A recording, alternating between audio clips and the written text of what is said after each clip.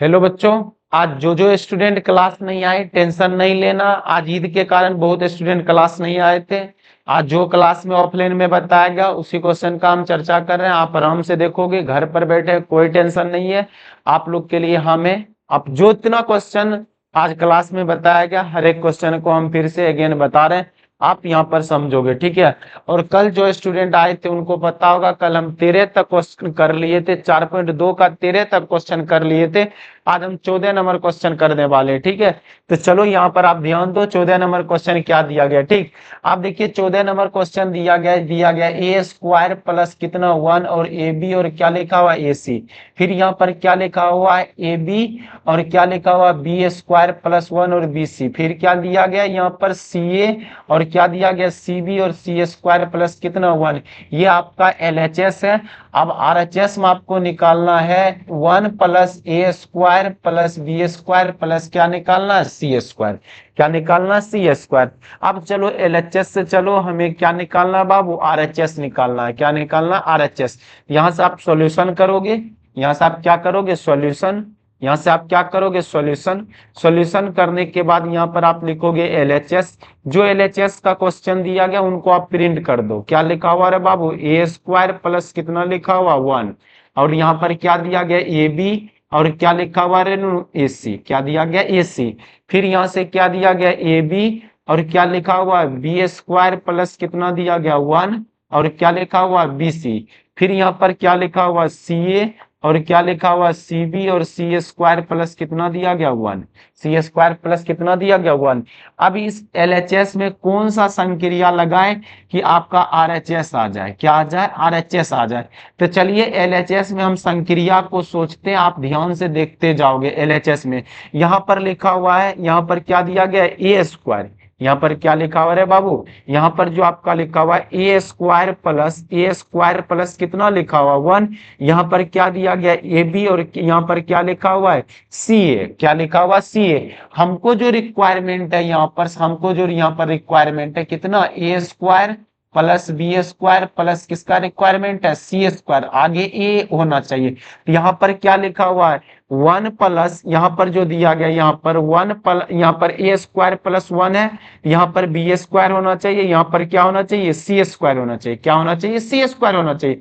यहाँ पर ए square plus 1 है, यहाँ पर बी स्क्वायर होना चाहिए, यहाँ पर सी स्क्वायर होना चाहिए। तब कैसे होगा, आप यहाँ पर ध्यान दोगे। हम ऐसा करते हैं, यहाँ पर हम यहाँ पर लिखते हैं संक्रिया। क्या लिखते रहे संक्रिया। अब इस पूरा संक्रिया में R1 में R2 में R3 में तीनों में R1 में ए से गुना कर देते हैं। इस पूरा में R1 वाले में इस पूरा में ए से गुना करते हैं, इसमें हम बी से गुना करते हैं, इस पूरा में हम किससे गुना करते हैं सी से। किससे गुना कर लेते हैं सी से। अब बताइए यहाँ पर आप लिखोगे R1 में ए से गुना कर देते हैं। अब फिर बताइए R2 में हम किससे गुना कर रहे हैं बी से गुना कर रहे हैं। अब फिर यहाँ पर क्या लिखोगे तथा क्या लिखिएगा बाबू R3। क्या लिखिएगा R3 में हम किससे गुना कर रहे हैं सी से। R3 में किससे गुना कर रहे हैं सी से। अब बताओगे R1 में ए से, R2 में बी से, R1 में ए से, R1 में किससे गुना किए ए से, R2 में बी से, R3 में सी से गुना करें। जितना से गुना किए उतना से हमें भाग भी देना पड़ेगा बैलेंस करने के लिए। तो क्या बताओ हम गुना किससे किए ए बी सी से, तो क्या बताओ ए बी सी से क्या देना पड़ेगा भाग। आप बोलोगे सर ये चीज तो आप अपना मन से लिख दिए, रे अपना मन से नहीं लिखे, जितना से भाग दे रहे उतना से हम क्या करवा रहे गुना। R1 में इस पूरा में ए से गुना कर रहे हैं, तो बताइए R1 में ए से गुना करोगे तो ए इंटू ए स्क्वायर प्लस कितना होगा 1। अब बताइए इसमें ए से गुना करवाइएगा तो क्या लिखोगे ए स्क्वायर और बी। अभी R1 में ए से गुना करवाओगे तो ए स्क्वायर और क्या हो जाएगा सी। अब बताओ R2 में बी से गुना करवाना है तो क्या लिखोगे ए और क्या लिखोगे बी स्क्वायर और यहाँ से क्या लिखोगे बी इंटू क्या होगा बी स्क्वायर प्लस 1 हो जाएगा। इसमें बी से गुना करवाओगे तो बी स्क्वायर और क्या हो जाएगा सी। इस पूरा में सी से गुना करवाओ ना, सी स्क्वायर और ए होगा और सी स्क्वायर क्या होगा बी हो जाएगा और इंटू सी इंटू क्या होगा सी स्क्वायर प्लस कितना हो जाएगा 1, सी स्क्वायर प्लस कितना हो जाएगा 1। उम्मीद करते यहाँ तक आपको समझ में आ गया होगा, यहाँ तक आपको भली भांति समझ में आ गया जो आपको बता रहे, ठीक। अब उसके बाद देखोगे तुम यहाँ से देखोगे, यहाँ से ये देखोगे इस पूरा R1 से, इस पूरा R1 से, इस पूरा R1 से, इस पूरा R1 से क्या कुछ कॉमन आ रहा है? क्या R1 से तो कुछ कॉमन नहीं आ रहा है, लेकिन C1 से कॉमन आ रहा है। क्या कॉमन आ रहा है? C1 से A कॉमन आ जाएगा, A कॉमन आ जाएगा। C2 से क्या कॉमन आ जाएगा? C2 से B कॉमन आ जाएगा। C3 से क्या कॉमन आ जाएगा? C कॉमन आ जाएगा। तो आप यहां से लिखोगे C1 से क्या लिखोगे रेनू? C1 से A कॉमा C2 से, यहां से क्या लिखोगे? C2 से क्या लिखोगे? B एवं एवं क्या लिखोगे रेनू? C3 से सी क्या लेने पर? कॉमन लेने पर। क्या लिखोगे? कॉमन लेने पर। अब बताइए कॉमन लेने पर अगर कॉमन लोगे, कॉमन क्या ले रहे? एबीसी, तो 1 बट्टा क्या लिखोगे? ए बी सी मल्टीप्लाई क्या लिखोगे? ए बी और कितना? सी। अब बताइए C1 से एक कॉमन लिए जिसमें टिक लगा है उसको हटा दीजिएगा, तो यहाँ पर बचेगा ए स्क्वायर प्लस 1, फिर यहाँ से क्या बचेगा? बी स्क्वायर, और यहाँ पर क्या बचेगा? सी स्क्वायर। फिर यहाँ पर जिसमें टिक लगाए हैं C2 में जिसमें टिक लगाए उसको हटा दीजिएगा, यहाँ पर क्या बचेगा? ए स्क्वायर, और यहाँ पर क्या बचेगा? बी स्क्वायर प्लस 1 बचेगा। अब यहाँ पर क्या बचेगा? सी स्क्वायर। फिर C3 में जिसमें सी में सही का नीचे नीचे लाइन लगा उसको हटा दीजिए, तो क्या लिखोगे? ए स्क्वायर, और क्या लिखोगे? B square. यहाँ से क्या लिखोगे? सी स्क्वायर प्लस कितना लिखोगे? 1। सी स्क्वायर प्लस कितना लिखोगे? 1। अब ये दोनों बात कुल खत्म हो जाएगा, तो इसमें एक संक्रिया लगा दीजिए, R1 R2 R3 तीनों को जोड़ दो, एक संक्रिया लगा दो। यहाँ पर लिखो संक्रिया, क्या लिखोगे रेनू? संक्रिया। संक्रिया में क्या लिखोगे? R1 प्लस R2 प्लस क्या लिख दो? R3। R1 plus R2 plus क्या कर दो? R3। अब बताइए R1 plus R2 plus R3 करेंगे तो आप क्या कीजिए? इनको इनको और इनको इस तीनों को जोड़ोगे तो 1 प्लस क्या बनेगा? ए स्क्वायर प्लस क्या बनेगा? बी स्क्वायर प्लस क्या बनेगा? सी स्क्वायर। अब इनको इनको इनको तीनों को जोड़ो तो 1 प्लस क्या बनेगा? ए square plus B square plus क्या होगा? C square. इनको इनको इनको जोड़िए तो 1 प्लस क्या होगा? A square plus B square plus क्या होगा? C square. अब आपको पता होगा अगर R1 का चर्चा R1 पर कौन किए? R2 और R3 जो लिखा हुआ उसको प्रिंट कर दो, बी स्क्वायर और क्या लिखोगे? बी स्क्वायर प्लस 1, और यहाँ पर भी क्या लिखा जाएगा? B square. यहाँ पर क्या लिखोगे? सी स्क्वायर, यहाँ पर भी सी स्क्वायर और सी स्क्वायर प्लस कितना लिखोगे? 1। सी स्क्वायर प्लस कितना लिखोगे? 1। अब देखने के बाद आपको ऐसा लगता होगा, अब देखने के बाद आपको ऐसा लगता होगा कुछ कॉमन आ जाएगा, देखने के बाद आपको ऐसा लगता होगा कुछ हम कॉमन ले सकते। क्या कॉमन ले सकते हैं? पूरा देखिए, ये पूरा देखिए R1 से क्या कुछ कॉमन आ सकता है क्या? आप बोलोगे हाँ सर कॉमन आ सकता है। R1 से क्या कॉमन लिया जा सकता है? आप बोलोगे R1 से कॉमन लिया जा सकता है 1 plus a square plus B square plus क्या? C square. अब चलिए यहाँ पर R1 से हम कॉमन ले रहे, R1 से कॉमन ले रहे तो यहाँ पर R1 लिखोगे, R1 से 1 plus a square plus B square plus क्या लिखोगे? C square. क्या लेने पर रेनू? कॉमन लेने पर। कॉमन लेने पर अगर कॉमन लोगे तो 1 प्लस क्या बनेगा? ए square plus B square plus क्या होगा? C square. अब कॉमन उस जगह से ले लिए तो कितना बचेगा? एक एक, और कितना बचेगा? एक। फिर उसके बाद बताओगे, अब बताओ R1 से कॉमन लेता एक एक बच गया, R2 में क्या लिखा हुआ? बी स्क्वायर प्लस 1, और क्या लिखा हुआ? B square. R3 में क्या लिखा हुआ? सी स्क्वायर प्लस कितना लिखा हुआ? 1। यहाँ से आप क्या लिखोगे? बी स्क्वायर, और क्या लिखोगे? बी स्क्वायर प्लस 1, और यहाँ पर क्या होगा? B square. यहाँ सी स्क्वायर और सी स्क्वायर प्लस कितना हो जाएगा? 1। अब बताइए रो में एक क्या संक्रिया किस में लगाओगे? कॉलम में। यहाँ पर आप लिखो संक्रिया, क्या लिखोगे रेनू? संक्रिया। हम संक्रिया थोड़ा उल्टा हाथ लगा देते हैं, C2 माइनस क्या लिख लेते? C1 एवं हम एक संक्रिया और लगा लेते C3 और C3 माइनस क्या लिख लेते C1, C3 माइनस कितना C1। आप बोलोगे सर यहाँ पर C1 माइनस C2 नहीं कर सकते हैं, यहाँ पर C1 पर भी लगा सकते हैं क्या सर, यहाँ C2 माइनस C3 बिल्कुल कर सकते हैं। थोड़ा हम यहाँ पर C2 और C3 पर कम करवा रहे हैं, यहाँ पर क्या लिखोगे 1 plus a square plus B square plus क्या लिखोगे रे बाबू रे C स्क्वायर लिखोगे। आप बताओ C2 माइनस C3 तो C2 C1 में क्या 1 और क्या लिखोगे बी स्क्वायर और क्या लिखोगे C square. C2 minus C3, C2 का पहला मान 1 दिया गया, C1 का पहला मान 1 है, 1 में से 1 को घटाएंगे 0 तो यहाँ से क्या लिखोगे 0। अब C2 का मान 1 के बाद कितना दिया गया बी स्क्वायर प्लस 1 माइनस, अब बताओ C1 का मान कितना दिया गया बी स्क्वायर, ये दोनों खत्म हो जाएगा, कितना बचेगा 1 बचेगा। फिर बताइए C2 का मान दिया गया C स्क्वायर, C1 का मान C स्क्वायर, घटाओगे तो क्या बनेगा 0, क्या बन जाएगा 0।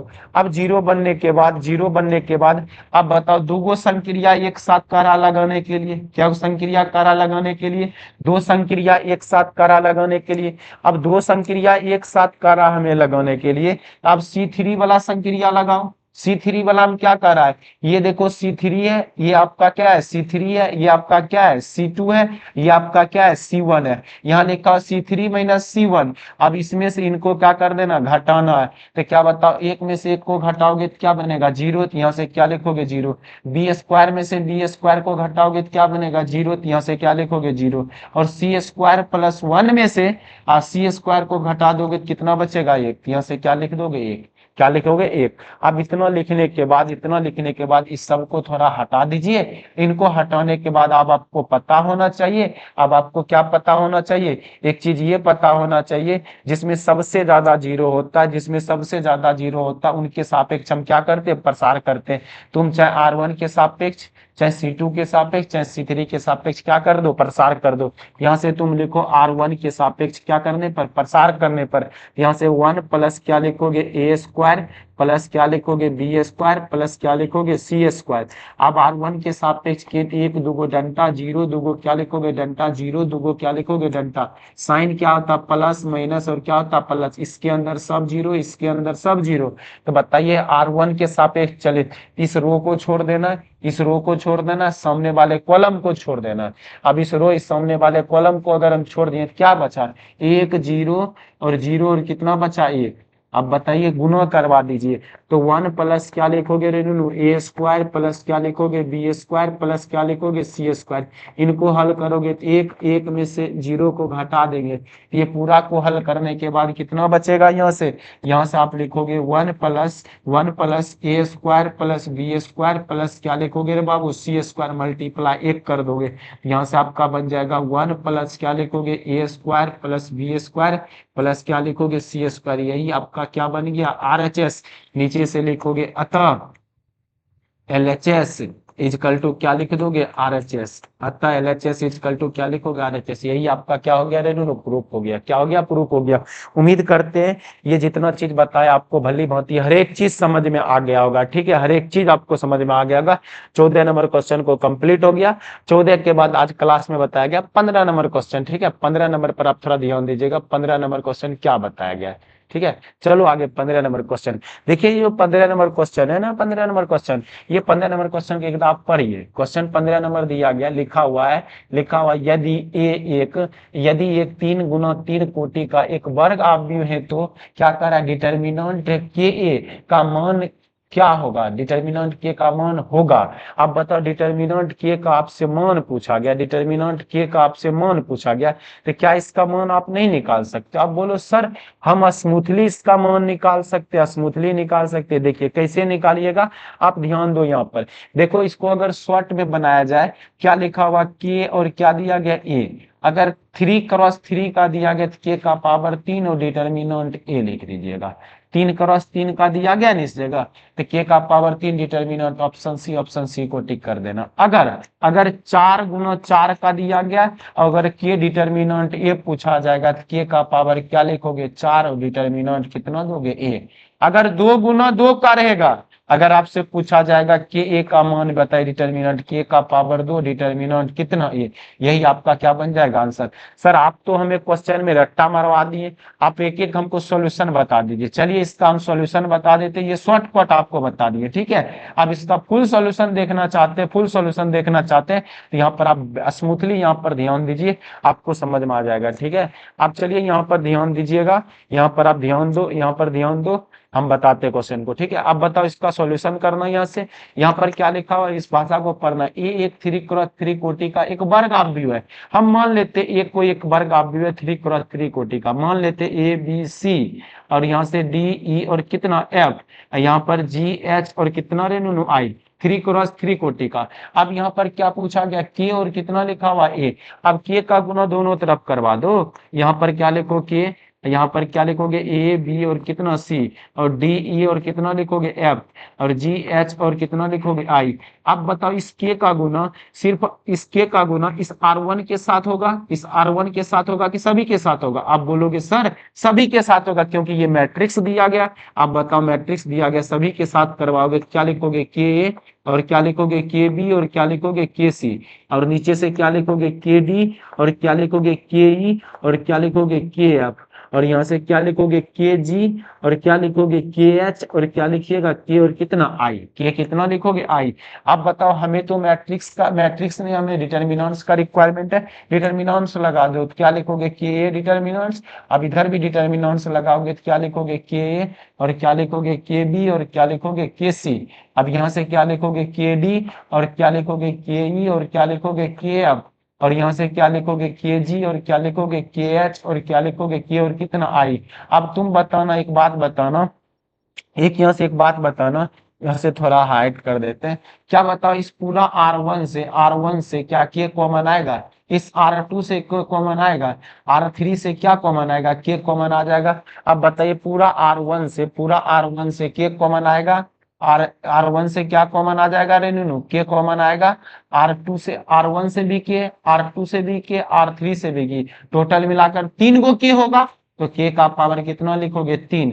तो क्या बताओ के का पावर 3 कॉमन ले ए बी सी, इसमें भी कॉमन ले डी ई, डी और क्या ई, और यहाँ से क्या एफ, इसमें भी कॉमन ले जी एच और कितना बनेगा आई, कितना बनेगा आई। तो क्या लिखोगे के ए डिटर्मिनेंट और क्या लिखोगे के का पावर 3। ये पूरा जो मान दिया गया, ये पूरा मान दिया गया। अगर ये बताइए ये पूरा मान दिया गया, ये बताओ डिटर्मिनेंट किसके बराबर होगा, डिटर्मिनेंट ए के बराबर हो जाएगा। तो क्या बताओ हमसे किसका मान पूछा गया था, हमसे पूछा गया था मान, हमसे पूछा गया था डिटर्मिनेंट के का मान बताइए। तो क्या बताओ के का पावर 3, डिटर्मिनेंट कितना ए। ऐसा कौन सा ऑप्शन होगा, ऑप्शन सी को क्या कर दीजिएगा, टिक कर दीजिएगा। इतना किसी क्वेश्चन को करना नहीं है, सबसे इसका शॉर्ट तरीका है जो आपको पहले बताए। अगर आपसे पूछा जाएगा शॉर्ट तरीका, शॉर्टकट तरीका यही है। अगर 3x3 का है, आपसे पूछा जाएगा के ए डिटर्मिनेंट निकालिए तो के का पावर 3 डिटर्मिनेंट ए। अगर आप क्वेश्चन पूछा गया 4x4 का, कितना 4x4 का, अगर के ए दिया गया है तो यहाँ से क्या लिखोगे के का power 4 determinant A. This is तुम्हारा क्या आंसर। बट एक क्वेश्चन आपको हम प्रैक्टिस के लिए दे देते हैं, वो आप घर से बना लोगे प्रैक्टिस के लिए, ठीक है। हम क्वेश्चन दे देते हैं इस पर, एक प्रैक्टिस करने के लिए क्वेश्चन आपको स्क्रीन पर दिखता होगा। 4x4 दिया गया, यहाँ पर कितना लिखा हुआ 4x कितना दिया गया, 4 कोटि के एक वर्ग आव्यूह थे। डिटर्मिनेंट क्या लिखा हुआ, डिटर्मिनेंट के ए का मान ज्ञात कीजिए। डिटर्मिनेंट किसका मान ज्ञात कीजिए, के ए का मान ज्ञात कीजिए। सभी स्टूडेंट इसका स्मूथली आंसर दे सकते हो, ऑप्शन सी होगा। लेकिन इसको हल करके आप घर से बना कर लाओगे, हल कीजिएगा, क्या कीजिएगा, हल कीजिएगा। नेक्स्ट दिन आप हमको क्लास में दिखा दीजिएगा, ठीक है। चलो आगे क्वेश्चन, एक क्वेश्चन और दिया गया, 15 हो गया। 16 नंबर क्वेश्चन पर देखिएगा, ठीक है। निम्नलिखित में कारक कौन सा कथन सत्य है। अब बताओ कौन सा कथन सही है। सारणिक एक वर्ग आव्यूह है, नहीं, वर्ग आव्यूह का मान सारणिक होता है, तो ये ऑप्शन तो होगा नहीं। यहाँ पर लिखा सारणिक एक वर्ग आव्यूह, बहुत बच्चा ऑप्शन ए को लगाता है, नूनू ऑप्शन ए नहीं होगा। यहाँ पर लिखा सारणिक एक वर्ग आव्यूह है, वर्ग आव्यूह का मान सारणिक कहलाता है, तो ऑप्शन ए होगा नहीं। ऑप्शन बी में चलते हैं। सारणिक है, ऑप्शन बी में लिखा सारणिक एक आव्यूह से संबंधित संख्या है। अब बताओ वर्ग आव्यूह, डायरेक्ट आव्यूह, डायरेक्ट जो आप भी होगा वो सारणिक नहीं कहलाएगा, अगर वर्ग लगा हुआ रहेगा ना तब वो सारणिक कहलाएगा। तो ऑप्शन बी भी नहीं होगा, ऑप्शन बी भी नहीं होगा। ऑप्शन सी पर चलते, ऑप्शन सी देखिए क्या लिखा हुआ है, सारणिक एक वर्ग आव्यूह से संबंध एक प्रकार का क्या ऋण संख्या। ऑप्शन क्या हो जाएगा, सी हो जाएगा, क्योंकि ये सारणिक किसका निकाला जाता है, वर्ग आव्यूह का निकाला जाता है। किसका निकाला जाता है, वर्ग आव्यूह का। इसीलिए ऑप्शन क्या हो जाएगा, सी। हमको पता है आपको ये बात समझ में नहीं आया, लेकिन हम आपको फिर से बताते, सुनो सुनो हम क्या बोल रहे हैं। इस शब्द पर आप थोड़ा ध्यान दीजिएगा, शब्द पर ध्यान दीजिएगा, हम क्या बोलना चाहते हैं, ध्यान दो। तो यहाँ पर रुक जाओ, चलो ध्यान दो, क्या लिखा निम्नलिखित में, क्या लिखा निम्नलिखित में कौन सा कथन सही है, सही चुनने के लिए कह रहा है। पहला ऑप्शन पढ़िएगा, क्या लिखा, सारणिक एक वर्ग आव्यूह है। नहीं, कभी भी नहीं हो सकता है, वर्ग आव्यूह का मान सारणिक होता है, ठीक है, डायरेक्ट नहीं होता है। तो ये ऑप्शन गलत हो जाएगा। ऑप्शन बी पर चलिएगा, क्या लिखा है, सारणिक एक आव्यूह से संबंध संख्या, तब भी नहीं हो सकता है। यहाँ पर वर्ग आव्यूह लिखा तब ना, अभी तो बोलते होता है 2x1 का भी होता है, 2x2 का भी होता है, 2x3 का भी होता है, 3x2 का भी होता है। इस दोनों का डिटर्मिनेंट निकलता है क्या, इसका डिटर्मिनेंट निकलता है, नहीं निकलता है। इसीलिए ऑप्शन बी होगा नहीं। ऑप्शन सी पर आते, ऑप्शन सी क्या लिखा, सारणिक एक वर्ग आव्यूह से संबंध एक संख्या, इसीलिए ऑप्शन क्या हो जाएगा, सी। ऑप्शन सी को क्या कर दिएगा, टिक कर दीजिएगा। ठीक है, उम्मीद करते हैं आपको क्वेश्चन नंबर 14, क्वेश्चन नंबर 15 से एक आपको HW के लिए दिए थे क्वेश्चन, और क्वेश्चन नंबर 16 आपको भली भांति समझ में आ गया होगा। ठीक है, आप नेक्स्ट क्लास में, संडे का क्लास आपका, संडे को आप लोग को लिए छुट्टी है, उस दिन आपको मौज करने के लिए दिया, आप अपने घर पर मौज कीजिएगा, और मंडे से आइएगा, मंडे से आपका क्लास ओपन है। ठीक है, लेकिन इसके बीच में आपको HW मिला है, HW मिला है, HW ये मिला है, उदाहरण 1 से लेकर 16 तक करके लाइएगा, और 16 तक करके लाइएगा। एक्सरसाइज 4.1 और 4.2 पूरा करके लाइएगा। मंडे की क्लास में आपको चेक किया जाएगा, उदाहरण 1 से लेकर 16 तक 4.1 और 4.2 पूरा करके लाइएगा। ठीक है, उम्मीद करते हैं कि यहाँ तक आपको समझ में आ गया होगा। फिर नेक्स्ट वीडियो में मिलते हैं। जय हिंद।